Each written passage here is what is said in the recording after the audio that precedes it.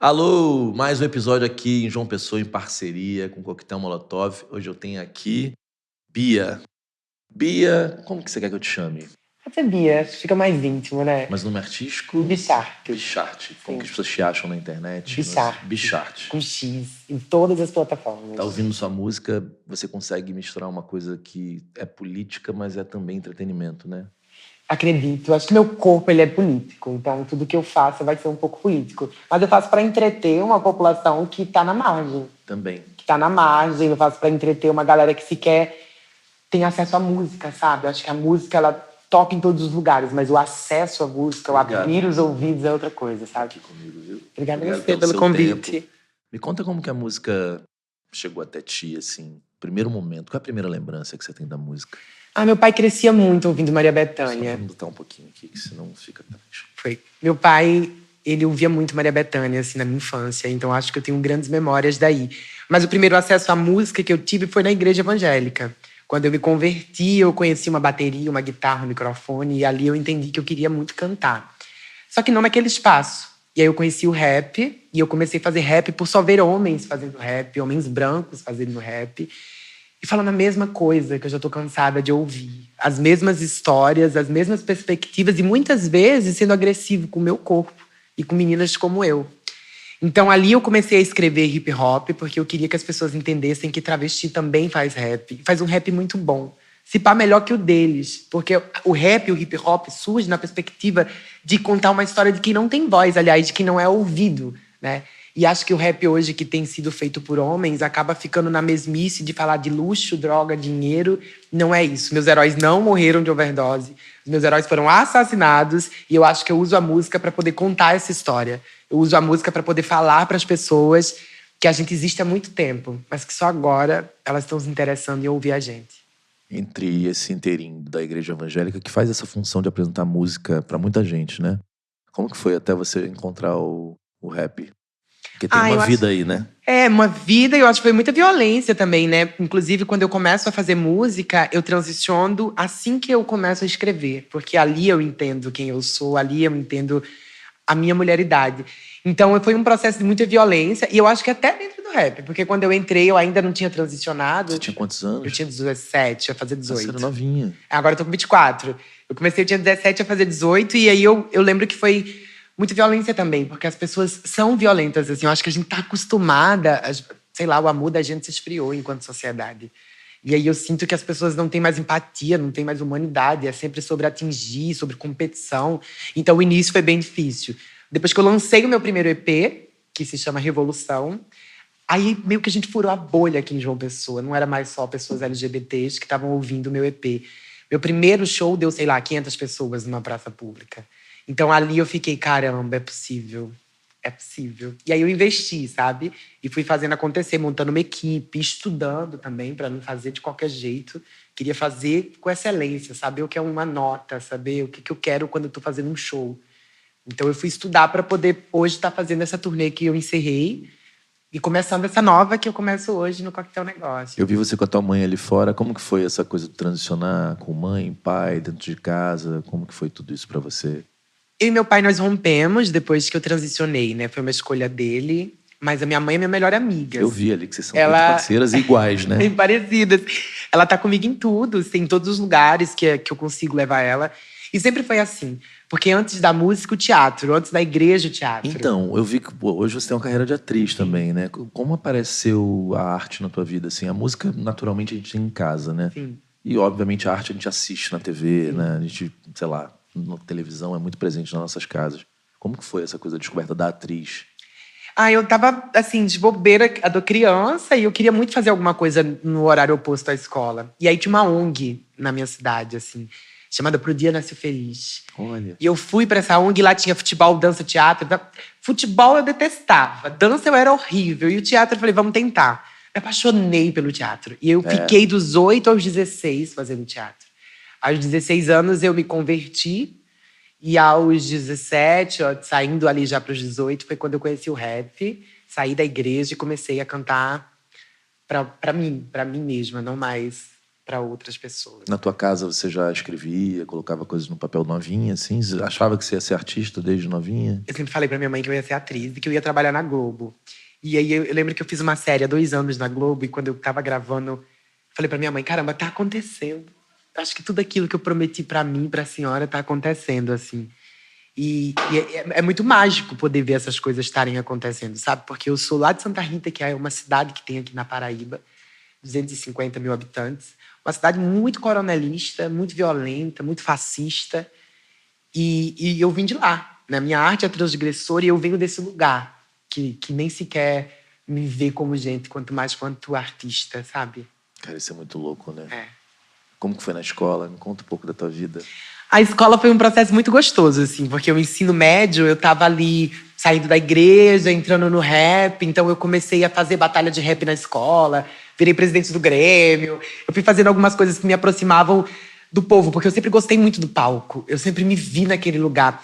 E as pessoas da minha cidade já sabiam que eu era artista, então tudo que era de teatro, tudo que era, assim, de movimento social, as pessoas, vamos chamar ela, vamos chamar ela. Só que aí eu queria projetar isso para fora da minha cidade, para fora da Paraíba, para fora do Brasil. E eu acho que é essa caminhada que eu tenho construído há 6 anos, né? Então, vou fazer 7 anos de carreira no rap, na música e na atuação, porque foi quando eu voltei também a trabalhar e fiz a série na Rede Globo. E eu acho que agora é um caminho mesmo que a gente está construindo, né? E não jamais sozinha, né? São mais de 20 pessoas que trabalham comigo hoje. Entre produção, empresário, assistente, assessoria de comunicação. A gente tem uma equipe daqui da Paraíba e uma de São Paulo, para a gente poder trabalhar o Nordeste, porque o Brasil é enorme, não tem como, eu não acredito nisso, de botar tudo para São Paulo, tudo para o Rio. Não é assim, né? A gente precisa urgentemente ouvir outras realidades. Então eu tenho uma equipe aqui e uma lá, para trabalhar o Sul e Sudeste, o Norte e Nordeste com a equipe daqui. São 20 pessoas hoje? Aqui são 20 pessoas, lá são 7 em São Paulo. Uau, já é uma equipe zaça, É uma equipe né? zaça, porque é muita coisa. Eu faço teatro, e eu também faço cinema, e aí tô fazendo um show novo, vou lançar um álbum no segundo semestre. E aí eu acho que é muito mais verdadeiro quando eu conto essa história com outras bocas. Não é sobre mim isso, é sobre uma legião de pessoas. O rap, como que chegou na tua vida? Quem foi que te influenciou? Eu gostava muito do Emicida. Muito do Emicida, assim, eu cresci ouvindo muitas músicas e o Fiote, né, toda essa galera assim da Lábia, a Drica Barbosa, então foram as pessoas, Rael, foram as pessoas do hip hop que eu cresci ouvindo e que foram as primeiras pessoas que me acolheram, né, tipo, Emicida apoia muito a minha carreira, a Drica tem um feat comigo, o Fiote faz consultoria pro meu disco, então acaba que são pessoas que eram e são minhas referências, mas que também viraram um suporte de alguma forma, sabe? Pelo menos em entender a minha carreira, de saber e validar a minha carreira, sabe? Então é muito louco mágico. Pensar na tua cidade, porque assim, ser artista é difícil nascendo no Rio, nascendo em São Paulo, já é difícil. Eu imagino na tua cidade. Como você, quando você começou a pensar que isso poderia ser possível, como que você imaginou a rota, assim, a trilha? Porque os artistas, cara, não sabem por onde começar, né? Primeiro eu comecei... Eu lembro exatamente disso. Inclusive, a Anitta estava lançando um projeto chamado Checkmate, Sim. que era um projeto que eram 4 clipes, um por mês. Eu tô te perguntando isso porque o Oswaldo falou uma coisa muito impactante, o Oswaldo Montenegro, no canal. Ele falou, cara, o engenheiro quer ser engenheiro, ele vai fazer uma faculdade de engenharia. Né? O médico quer ser médico, agora o artista não tem esse lugar para você ir. Sim. Ainda mais num lugar, numa cidade menorzinha. Por isso que eu fiz essa pergunta. Então, eu acho que foi muito isso, assim. Eu comecei a entender quando eu lancei meu primeiro EP. Eu ainda estava na minha cidade, fazendo rap na minha cidade, nas batalhas de rap lá em Santa Rita. Só que quando eu lancei que furou a bolha, eu acho que por ser negra também, e por ser travesti, eu entendo que a sorte não bate 2 vezes na minha porta. E sequer ela bate, às vezes eu que vou atrás dela. Então eu não posso vacilar, eu não posso falhar. Eu tenho que ser 100 vezes melhor que uma pessoa branca, porque ela vai ser contratada. Ela já está contratada. Eu tenho que provar que eu mereço o tempo todo. Então eu comecei a criar uma estratégia mesmo. Eu criei um plano de 5 anos e eu falei, primeiro eu vou sair de Santa Rita e eu quero que João Pessoa inteira e pelo menos essa grande bolha underground me conheça. Quero ser vista como uma cantora em João Pessoa. Você botou isso no papel? Eu botei num papel numa virada de ano. E aí eu fui e ganhei o Festival de Música da Paraíba, que é o maior festival de música do estado. Nenhuma mulher tinha ganhado. Sempre forró. E eu fui com um trap, um rap, com sanfona, speed flow e falando sobre violência doméstica. E a gente ganhou. Dali, minha carreira mudou em João Pessoa. Teve um momento que eu percebi que eu já tinha tocado em todas as casas de festas que me interessavam de show em João Pessoa. E mais de uma vez. Como que é essa cidade aqui pra receber, por exemplo, uma travesti, como você fala, cantando rap preta? Eu acho que foi bem difícil. Eu não lembro de outra antes de mim. E eu acho que foi bem difícil. Mas depois de mim, muitas outras estão fazendo rap. A Merliá é uma cantora travesti aqui da Paraíba que tá fazendo um sucesso, que tem uma potência absurda. Eu acho que meio que eu e a Fúria Negra, que é a minha backing vocal, a gente foi abrindo esse espaço na raça mesmo, assim. As pessoas não queriam, aí até hoje. Elas têm dificuldade de validar a gente, para além de números, para além de tudo, ainda tem essa dificuldade, a gente sabe por quê. A gente desencanou da validação. Vocês vão ouvir gostando ou não, porque o seu evento vai me contratar. Porque o que a gente entrega, a gente não tá aqui porque a gente é negra e trans. A gente tá aqui porque a gente é muito boa no que a gente faz. E você vai ter que escutar. Então, meio que foi assim, foi na marra. Mas hoje, 2025, eu sinto que é outro lugar. Naquele plano, só porque esse plano é importante. Sim. Concorda? Sim. Inclusive para outras que estão querendo ocupar o espaço que você está ocupando hoje, né? Você botou, eu quero ser conhecida na minha cidade. Isso. E ir para a cidade ao lado maior que João Pessoa. Isso. Qual outro? O que mais você botou no papel? Aí de João Pessoa rolou, eu fiz São Paulo. Agora eu preciso. Era São Paulo. Era São Paulo. Eu falei, preciso ir para São Paulo, porque eu entendo que, infelizmente, ainda é lá que começa a dar certo, porque o grande dinheiro rola lá. Aqui. Você viabilizou São Paulo? Olha, Deus é muito bom, porque as coisas foram acontecendo. Eu lancei uma música nesse projeto Checkmate, que eu tracei também nesse plano. Eu fiz quando eu estiver em João Pessoa, eu vou lançar 4 clipes, um por mês, e isso vai consolidar minha carreira. E foi isso. Eu lancei 4 músicas que, sei lá, em um mês tinha mais de 50 mil plays, mais de 70 mil plays. E pra João Pessoa já era um acontecimento. Gravou aqui em João Pessoa? Tudo em João Pessoa, clipe. E aí, quando eu lancei esse projeto, uma das músicas era Travesti no Comando da Nação, que eu gravei numa igreja. E uma vereadora fascista pegou esse clipe, disse que o dinheiro de Bluck, de projetos públicos, estavam sendo investidos em marginalidades. E aí eu comecei a ser ameaçada. Minha mãe tá aqui, não me deixou mentir. Tipo, ligavam pro meu pai, assim. Uma vez ligaram pro meu pai e perguntaram onde é que ia ser o tiro. Se era na minha boca, na minha cabeça. E aí meu pai nem comigo falava. Nessa história a gente já tinha rompido. Mas ele é meu pai, ligou pra minha mãe foi lá. E aí o Bia Ferreira, que é uma cantora maravilhosa brasileira, que eu sou apaixonada, já fazia muito sucesso, eu já era muito fã de Bia. E eu falei, eu vou falar com essa mulher. Mandei uma carta pra Bia, contando o que estava acontecendo e que eu queria ir para São Paulo, porque eu sentia que lá as coisas iam dar certo. Bia não me conhecia e me chamou para morar com ela. Nossa. E eu fui morar em São Paulo, e faz 5 anos que eu tô lá. Vocês não eram amigas? Não, a gente era fã uma da outra, porque ela já amava meu trabalho e eu era louca por Cota Não É Esmola, que é uma música que me educou enquanto mulher negra. Você sabe cantar ela? Existem muitas coisas que não te disseram na escola. Cota não é esmola. Experimenta nascer preto na favela pra tu ver o que passa com preto e pobre não aparece na TV. Opressão, humilhação, preconceito. A gente sabe como termina quando começa desse jeito. Especificamente esse verso me educou muito enquanto mulher, enquanto pessoa negra. E fui morar com Bia. E Bia é uma grande cantora, com grandes números, já tinha uma carreira consolidada. Foi me dando todo o suporte de pisar em São Paulo, amiga. Agora aqui a gente precisa fazer assim. Só que é isso, tô travesti, né, meu amor? Não tem como a gente ficar ali deitado esperando as coisas acontecerem. Eu sou muito agoniada. Eu falei, vamos trabalhar. Qual é teu signo? Eu sou escorpiana. Porque... Não, porque é um signo de força, né? Muito, eu acho. Eu acho também muito... Vamos fazer, sabe? Tem uma determinação muito grande, assim. E eu acho que foi isso que acabou fazendo as coisas acontecerem, né? Quando eu fui morar em São Paulo. Passei no edital da Natura Musical. Eu vi, e esse edital é muito importante na música brasileira hoje, né?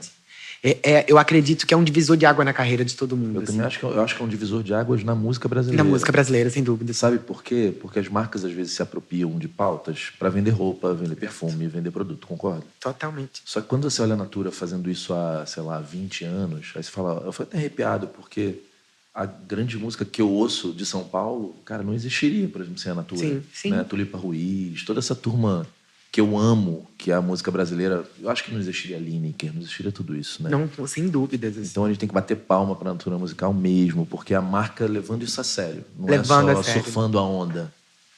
E não só em junho, um exemplo, né? Que é o mês LGBT. Todas as marcas são... Todas as marcas, você pode fazer vários shows em junho. Mas é isso, para além de junho, como eu como eu sobrevivo, né? Você se sente usada pelas marcas nesse mês? Sempre. Mas eu acho que é muito doido, assim, né? Porque eu acho que é uma falta de responsabilidade muito grande quando essas coisas acontecem, né? A gente fala muito da Natura, e para mim a minha história com a Natura é uma grande história, porque depois do edital da Natura musical, eu fiz a revista da Natura. Então, é um rosto de uma travesti de Santa Rita no Brasil e fora do Brasil, numa revista, sabe, dentro das periferias. E eu acho que isso foi muito incrível. E depois disso, a gente teve a minha estreia no Coquetel Molotov em Recife. Que Qual foi o nome da sua mãe? Ana. Ana. Ivan, tem uma cadeira para Ana sentar aqui do meu ladinho um minuto? Vem aqui. Vem aqui! Vem aqui, porque...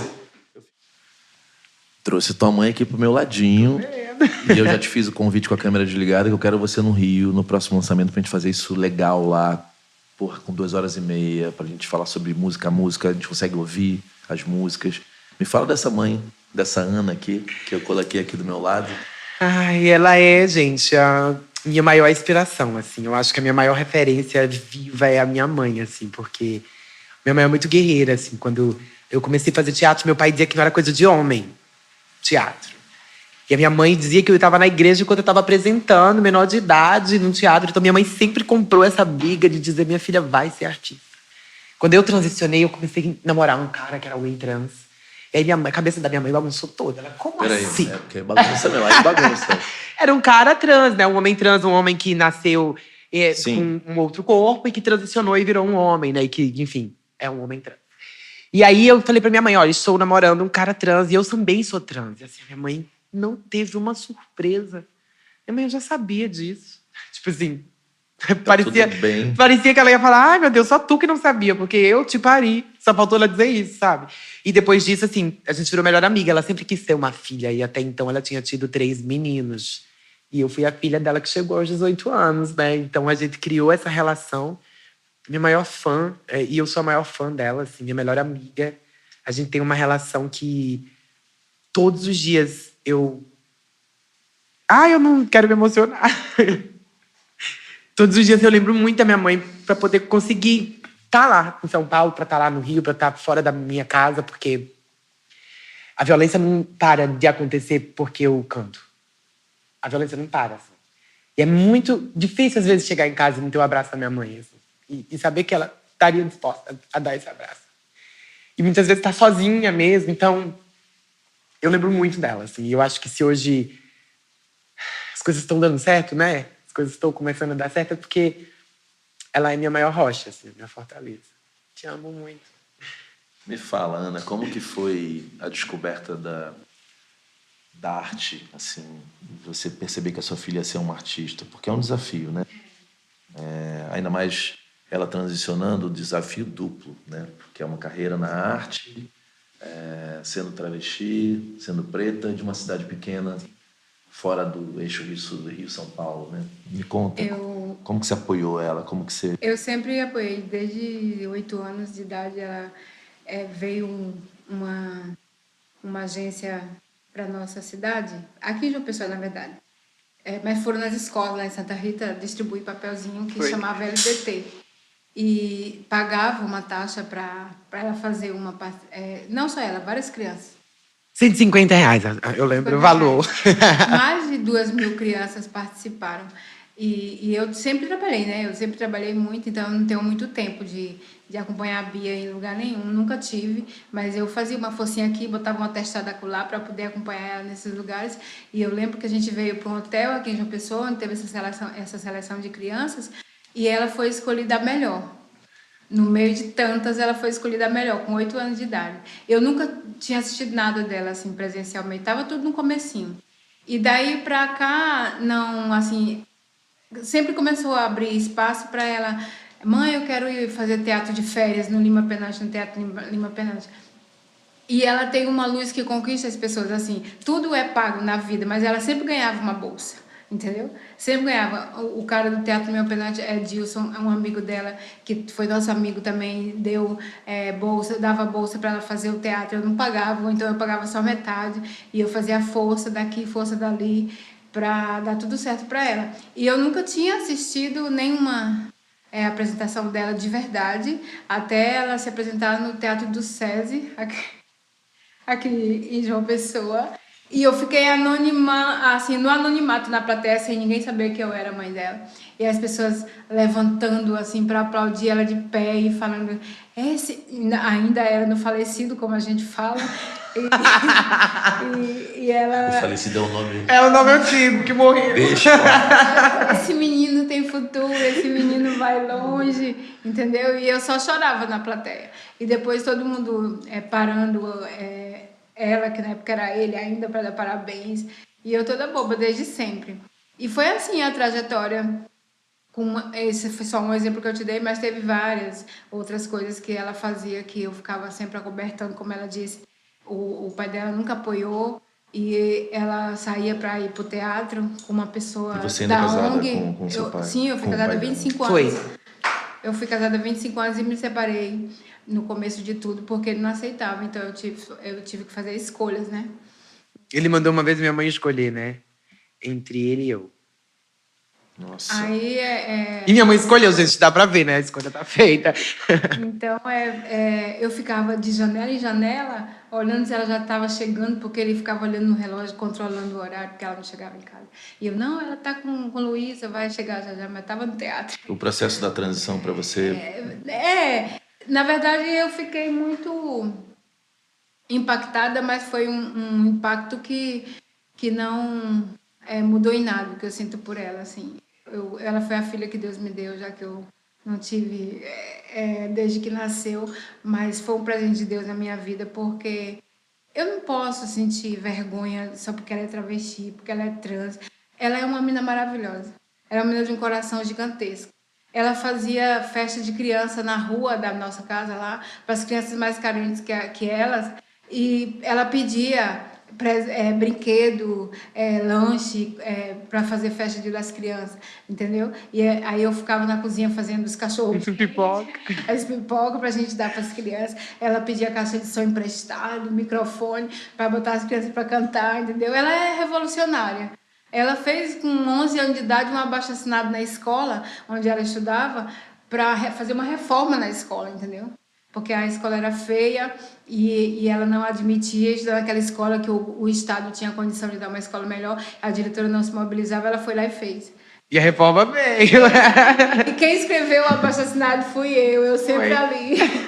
Essa liderança sua, porque acaba sendo um papel político que você fez desde novinha no colégio, né? Veio da onde isso? Alguém te inspirou? Ou veio, sei lá, da capacidade do seu pai ou da tua mãe? Porque às vezes, mesmo vocês tendo rompido, às vezes ele tem essa capacidade de liderança. Eu não sei de onde veio isso. Eu acho que essa liderança vem toda da minha mãe. Minha mãe é tímida, mas ela lidera as coisas de uma forma muito natural. E eu acho que é ancestral até. Eu sinto que minha mãe tem uma organicidade em muitas coisas que eu herdei.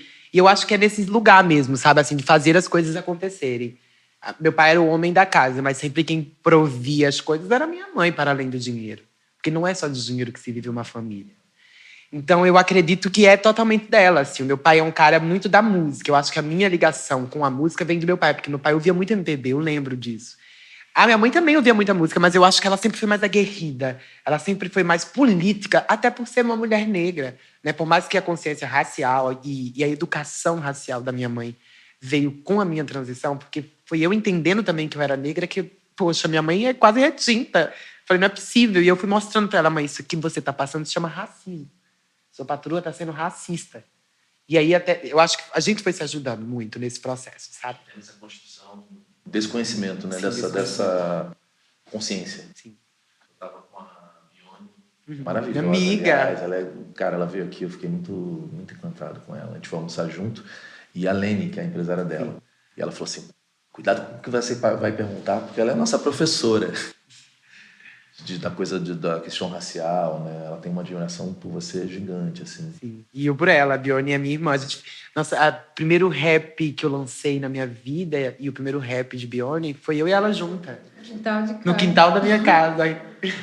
A coisa da escrita começa quando?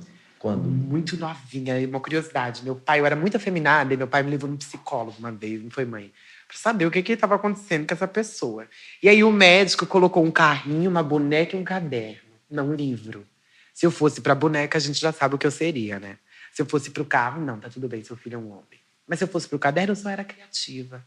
E eu fui para um livro. Minha mãe disse que eu me apeguei nesse livro, eu lia. E eu sempre gostei de ler e eu sempre gostei de escrever. Quando eu era criança, eu ficava fingindo que eu era diretora de novela. Aí eu fazia escalação do elenco, personagem, o contexto da história. Então, eu fui treinando essa escrita. E a poesia, porque o que fez a minha carreira acontecer... E quando eu digo acontecer, eu viver da arte, sem precisar ser CLT, que eu acho que era o meu maior desafio. Foi quando o slam e as poesias, na pandemia, começaram a estourar muito. Tem poesia minha de 10, 15 milhões de visualizações. Então, essas poesias, eu acho que foi resultado desse processo na minha infância, da criatividade que o psicólogo disse que eu tinha, sabe? Então, eu sempre gostei muito de escrita, sempre gostei muito de história. História do Brasil é verdadeira, não é essa que eles ensinam em sala de aula.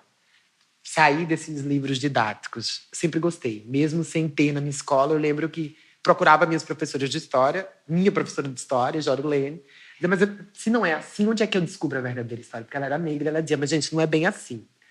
E eu falava, mas eu queria entender. Então eu gosto muito de ler, sabe? Eu acho que é nesse lugar que eu consigo compor outras histórias. E o teu processo de criação das tuas músicas, como que é? Em cima do beat? Você escreve antes? E você é boa de improviso? Olha, eu vou te falar, eu fiz muito batalha de rap, né? Tipo, então acho Porque a que... Bione falou que ela é péssima de rima. Mas é mentira dela, gente. Ela é incrível. Mas eu comecei também, assim, batalhando. Indo pra batalha de rap contra esses boys, que, né, assim... E os caras te aceitaram de cara? Foi aí esse processo violento que eu te falei, né? Que a galera ficava me chamando do masculino. E eu dizia, pode me chamar de homem, mas vai ter que me aceitar. Eu sou a sua tia, é melhor me respeitar. Então... o rap me ensinou a improvisar. E aí, acho que as composições, elas, depois que eu passei, por exemplo, esse novo disco, falar especificamente desse meu processo de criação do novo disco.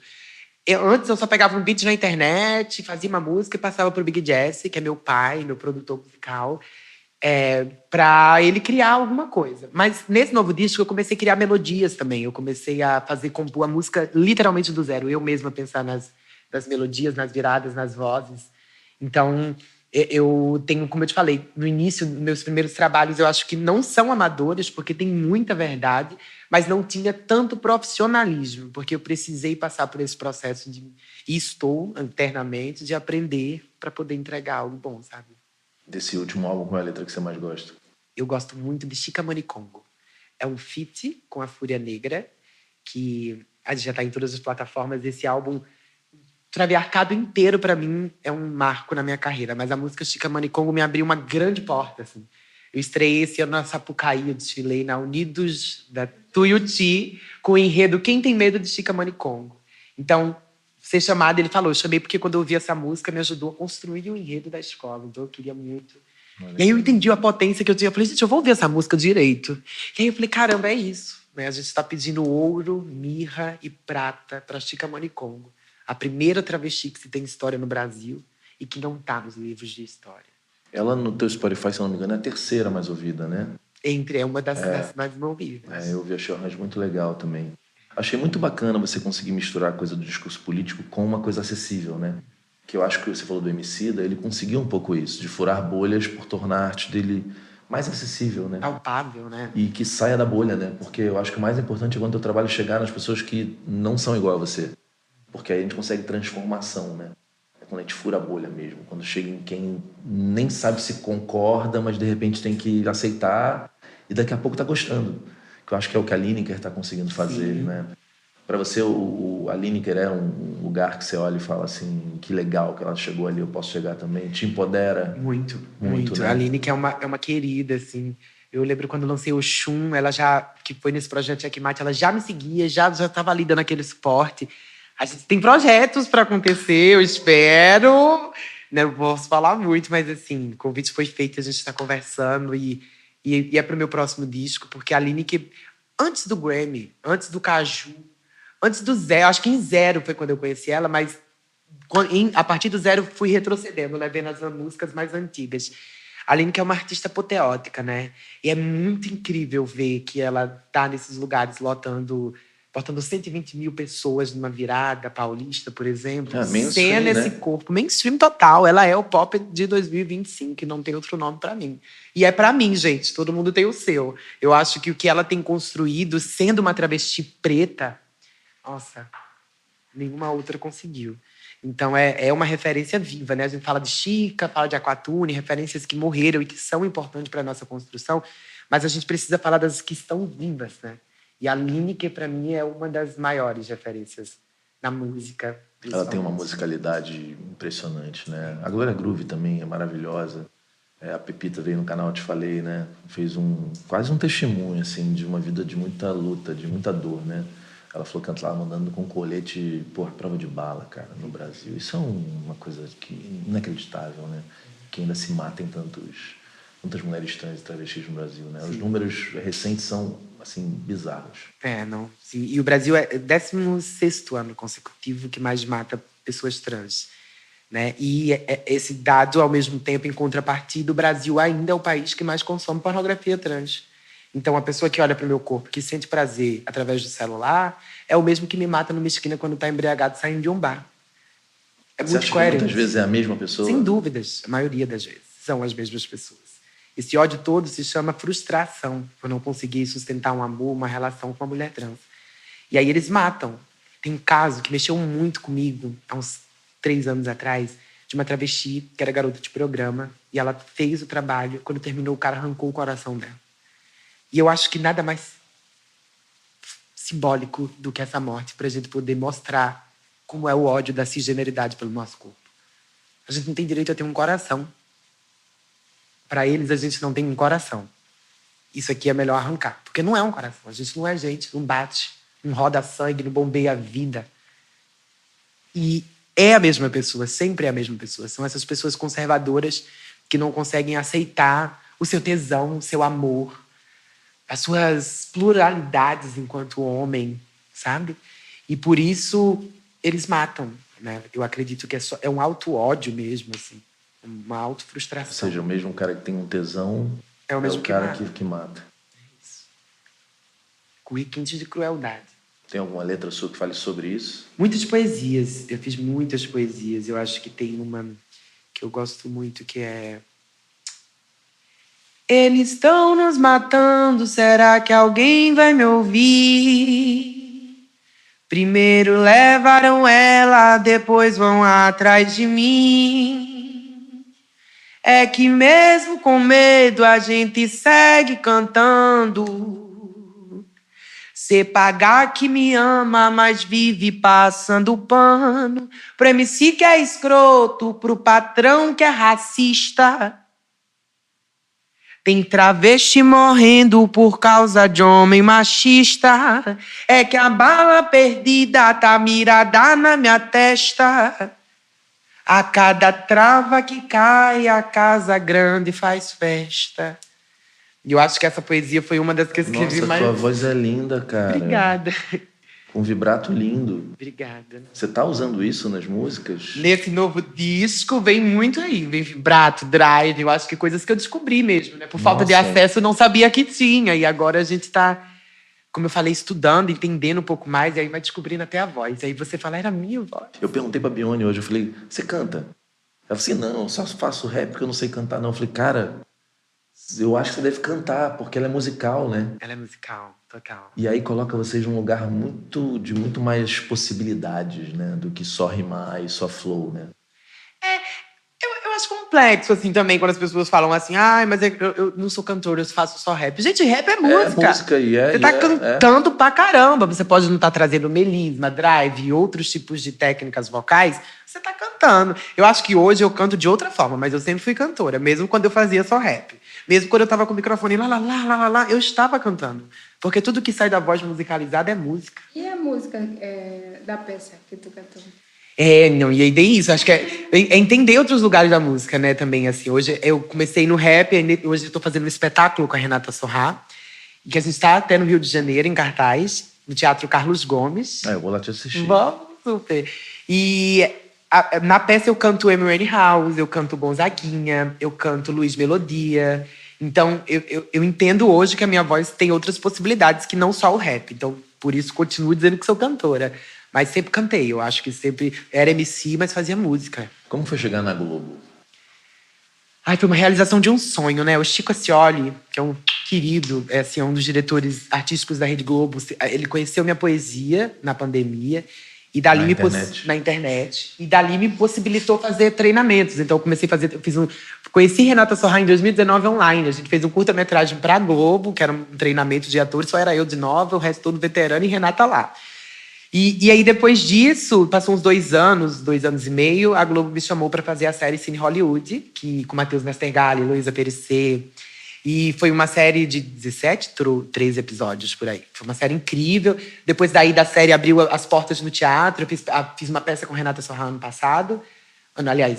Começo do ano passado, final do ano passado estreamos essa. Esse ano estamos em cartaz. E assim, a Globo foi muito mágico para mim também, sabe? Ocupar aquele lugar e ver, inclusive, que eu não estava só gravando. Que eu estava no figurino, porque tinha travesti no figurino. Tinha travesti na produção, tinha travesti na maquiagem. Tinha homem trans na câmera. Então, acaba que você entende também que, para mim, foi muito, muito importante trabalhar na Globo, porque eu vi que eu não era ali uma cotinha, sabe? Que a galera entendeu, de fato, que a gente precisa ser diversa para além das câmeras, principalmente atrás delas, né? Quantas mulheres tem na sua equipe? Eu sempre me pergunto isso. Quantas travestis você já contratou? Não sou transfóbico, mas nunca contratei uma travesti porque você acha que a gente não é capaz de fazer o que esse homem que está do seu lado faz? Eu acho que essas coisas, 2025, não dá mais pra gente ficar falando essas coisas. Então, chegar na Globo e ver isso foi uma outra realidade também. E eu acredito que vem projetos futuros por aí também. E aí eu conto de novo como é que foi. A peça, vocês já estão há quanto tempo em cartaz? A gente estreou em junho do ano passado, no Teatro do SESI, em São Paulo. Ficamos 5 meses em cartaz. E agora a gente está no Carlos Gomes. A gente deu uma parada desse mês. A gente vai para Porto Alegre. Mas julho a gente volta para o Rio. Tem mais temporada. Tem Brasília, Porto Alegre, Bahia. Esse ano a gente vai fazer quase todos os estados do Brasil com esse espetáculo. E é bom que tá no palco com essa recorrência, né? Vai mudando o artista, né? Tudo. Meu show é outro hoje. Tipo, meu show é muito mais performático. Eu coloquei o teatro, a música e a poesia, tudo num show. O que o teatro trouxe pra ti, essa experiência no teatro, pra cantora? A performance. Eu acho que hoje... E eu até falo isso pra minha mãe. Tipo assim, quando eu vejo os vídeos do show, eu digo, gente, eu fiz isso.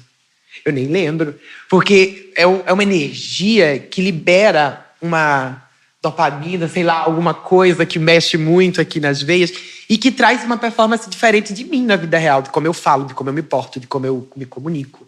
No palco é uma outra pessoa e é do teatro. O teatro me traz essa armadura, sabe? E você, como que foi ver tua filha na TV? Eu não perdi um capítulo. Tava lá, chegava do trabalho e ia correndo, não deixava meu filho assistir nada, pra ficar lá, ó. Pra ver as cenas que ela aparecia, eu tinha que ficar ali vidrada. Ela mandava um áudio, eu vi, foi lindo. Não, porque é o improvável, né? Da onde você sai, né? Pra ela... Imagina pra ela que eu cresceu, que né, passou anos ouvindo eu dizer, um dia eu vou trabalhar na Globo, mãe, pode anotar. Eu costumo falar, assim, para as pessoas que falam de Bia pra mim, que eu tenho muito orgulho de Bia, não só pelos espaços que ela está alcançando, mas sim porque nós somos de família muito humilde. Eu nunca tive dinheiro para pagar um curso de teatro para ela em nada. Ela pedia muito patrocínio na nossa cidade e o povo dava. Claro que eu fazia meus esforços também, mas ela já andava com um caderninho pedindo ajuda para viajar. E eu costumo falar que o meu orgulho maior por ela não é nem pelos espaços alcançados, é porque tudo, se ela foi para Globo, se ela está nessa peça, se ela está no teatro, se ela está subindo no palco hoje nesse festival que a gente foi no primeiro, lá em Recife, ou foi Natal onde? No Recife. Que ela cantou no palco menor. Eu fui com ela. Quando ela vem aqui pro Nordeste, eu sempre fico junto. E eu falei para ela, Bia, um dia tu ainda vai cantar no palco principal. Que no primeiro que a gente foi, ela cantou no palco pequeno, que era bem grande lá o local. Mas ela nunca teve ajuda de, tipo, não, ela tá na Globo porque eu sou amiga de Renata. Ela tá na Globo porque eu sou amiga do diretor, entendeu? Não existe isso na nossa vida. Tudo, aonde ela entra por mérito dela. E eu acho que pra mim o orgulho maior é esse. Olha, prazer ter você aqui. Prazer foi meu. Promete que você vai voltar pra gente fazer um papo longo, passar pela discografia inteira, ouvir as músicas comentando, contar como você fez cada uma delas, tá? Eu prometo muito, eu vou adorar, eu adorei trocar contigo. Muito sensível essa conversa, obrigada também. Eu quero voltar, com certeza. É porque vocês ficam treinadas em tá a carreira já meio... Vira automático, É. né? E eu sempre fico tentando tirar algo que não seja do automático. Porque eu sei que o artista está ali para falar sobre o seu disco novo, né? É isso. Mas eu acho que lá, com as luzes, o lugar... É lindo. Não, aí eu vou tentar entrar na alma mesmo. Tentar fazer esse papo ser mais bonito ainda, tá? Tudo de bom para você. Pra nós. E, ó, muito orgulho da tua filha, né? Muito obrigada. Obrigado por ter vindo aqui também. Obrigada. Gente, eu amei o papo. E aí, Pretinho, o que você achou? Diz aí. Que isso, Cleclito? A nega arrasou, mano. Causou. Aí, Cleclito. Que história, hein? Muito obrigado, nega. Aí, vocês que assistiram esse vídeo, lembre-se. A oportunidade bateu na porta. Pega ela, hein? Vejo vocês no próximo episódio, hein? Fui!